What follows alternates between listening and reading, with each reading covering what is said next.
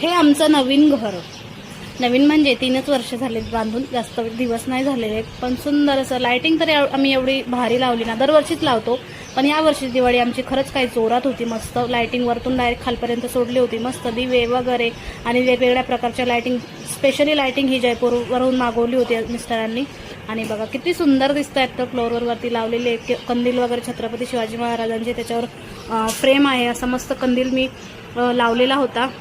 एवढूसा कंदील हा मी 350 रुपयाला दादरवरून आणला होता, पण 2 वर्ष झाले. मागच्या वर्षी सुद्धा लावला आणि मागच्या वर्षी आणलेला होता आणि तो यावर्षी सुद्धा मला कामात आला, कारण व्यवस्थित ठेवला होता.